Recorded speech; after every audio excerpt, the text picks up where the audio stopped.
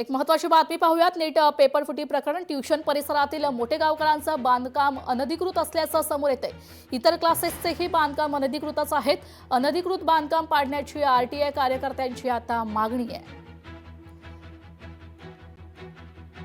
मोठेगावकरांचीच अनधिकृत नाही आहे. तिथं स्टार क्लासेसचे 5 प्लॉट आहेत, जे भाड्याने घेऊन त्यांनी तिथे ट्युशन क्लासेस चालवतात. 4 प्लॉट IIBने भाड्याने घेतलेले आहेत आणि मोठेगावकरांचे स्वतःचे 5 प्लॉट आहेत. त्याचं बांधकाम परवाना कसा दिला? आणि बंद पडलेले प्लॉट असतील तर मोठेगावकरांना जेवढे 9 प्लॉट त्या इंडस्ट्रियल इस्टेटमध्ये एक माणसाला एकच प्लॉट देता येतो. तो औद्योगिक उत्पादनासाठी देत असताना इथं सगळं प्रशासनाशी संगनमत करून हे सगळं ह्यांनी इथं सगळे व्यवहार करतायत. तर आमचं म्हणणं असं आहे की हे जे ट्युशन क्लासेस, कोचिंग क्लासेस किंवा ते हॉस्टेल वगैरे आहेत, प्रोडक्शनचं सोडून जे काही 63 प्लॉट होल्डर इथे जे काम करतात ते तात्काळ बुलडोझरने पाडून टाकून सदर जमीन शासनाने ताब्यात घ्यावी.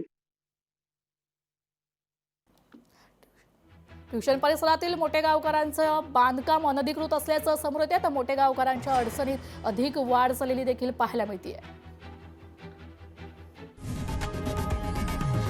लोकशाही मराठी ऐका, पहा, जागरूक रहा.